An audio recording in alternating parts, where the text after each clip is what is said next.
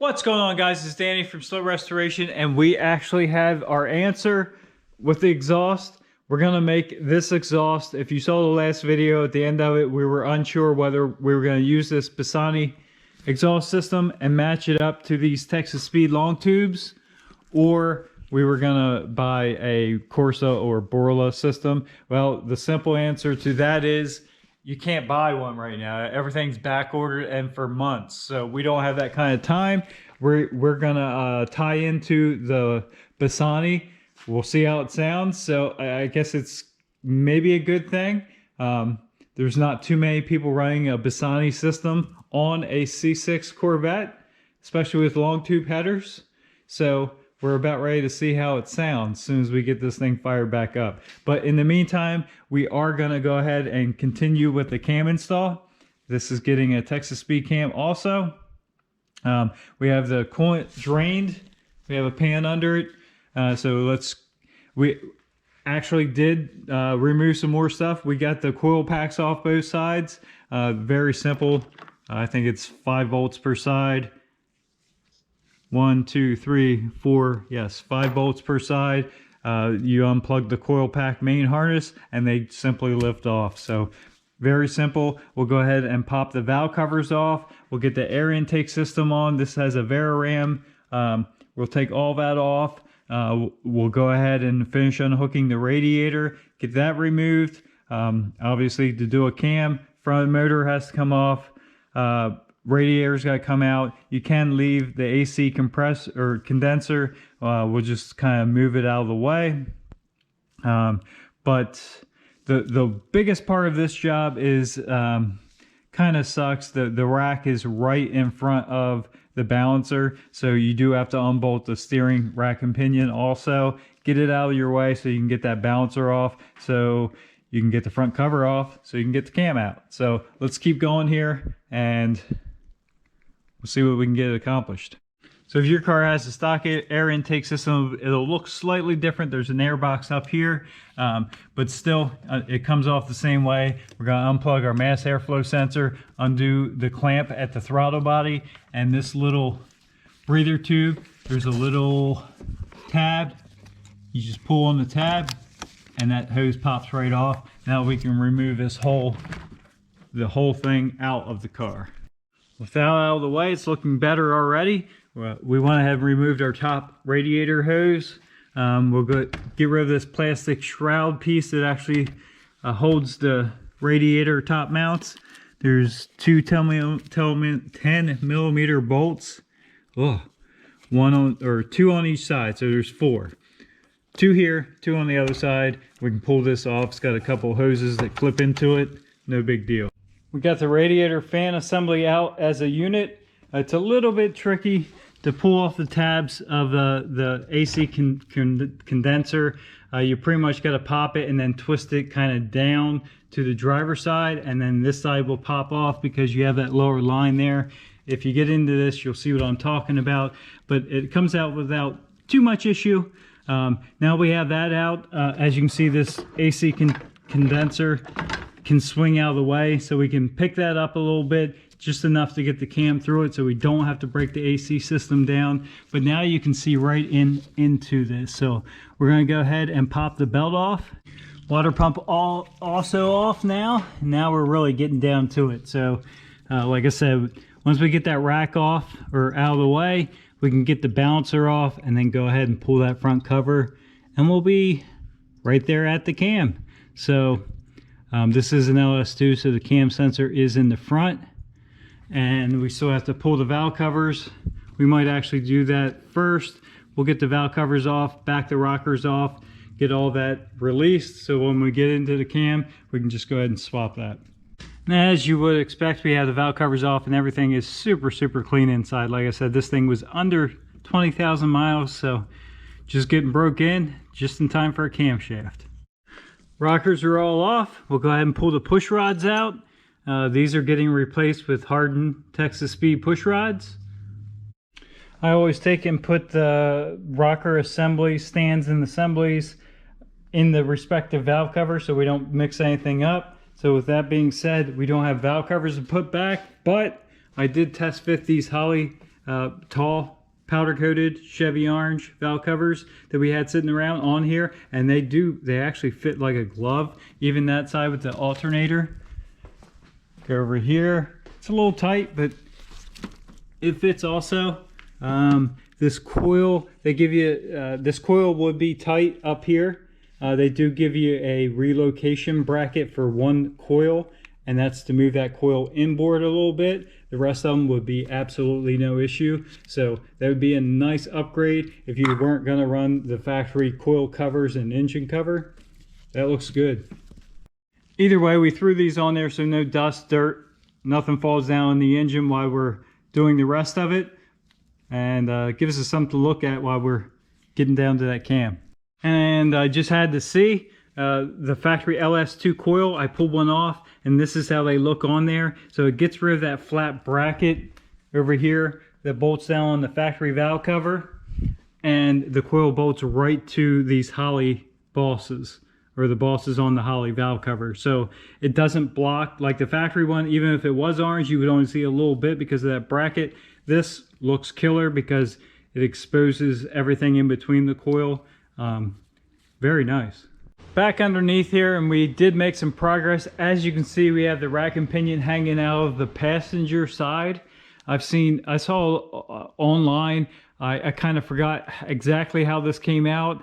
I saw a lot of guys take it out the driver's side. The problem with that is you have all these brake lines in this area, and that the big part of the rack has the lines and the shaft that hooks to the column has to come through here, and all this is in the way, so you really have to wrangle that. What I did, and this is the way I did it before, obviously you take the two big bolts out, the mounting points. You take this pinion bolt out where it connects to the steering shaft. Make sure you, by the way, don't spin the steering wheel because it has it needs to stay in the same position. So once you take that off, leave it. Make sure no one grabs the steering wheel and spins it. Once you get that off, you're gonna unbolt this ABS control module bracket. 2 bolts here. That makes that really flexible. You can move that around a lot. Take the sway bar down. 4 nuts on studs right here, and the same on the other side. Holds the subframe up. So what we did is pried down on the subframe, put a pin or a spacer in here. It does have alignment pins, but this nut we have completely off. What's holding it up right now is the spring pressure because we have the upper shocks and A-arms hooked up. That's fine. It's not going to fall out. You'll see what I mean. You actually have to pry down to get that pin or spacer in there. That's fine. Like I said, it has alignment pins, so you can't mess that alignment up. So once we get that, you're going to pry up on the rack. Pretty much you're going to start wiggling it back this way. We did unplug the harness from the ABS control module also. 2 more bolts holds this loop in. The Z06 will have an oil cooler there. The base model Vet will not, like this one, so that's fine.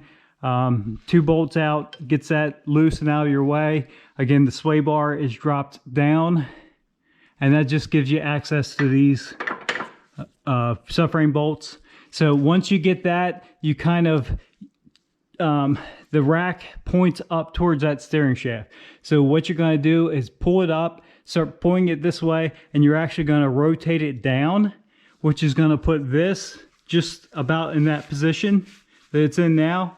It has to come over the subframe. There's a holder for this harness. You can pop out of the subframe and kind of move this harness over. And with the subframe down enough, there is enough room to spin that rack and then slide it over. And as you can see, this tie rod's still up in there, but it's completely out of our way. Now we have clear access to that balancer. We'll get our pulley on there and get that pulled off. But like I said, no need to totally remove the rack. We're just getting it out of our way so we can do the work, the cam install, the balancer removal for the cam install. That was a mouthful. It is a workout, but it's doable.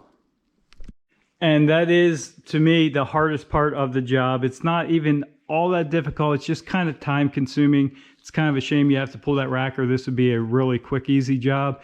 But regardless, it's doable. Comes out passenger side. So we have our puller remover on the balancer. We do have to hold that because I have the spark plugs out, but these actually pull off surprisingly easy. So we'll go ahead and get that balancer off, remove the bolts for the front cover, and I'll catch back up with you. Back up top here, we do have all the perimeter bolts pulled out of the front cover. You do remove the air conditioning tensioner. It's a 13mm bolt, pops right off. Get that out of your way.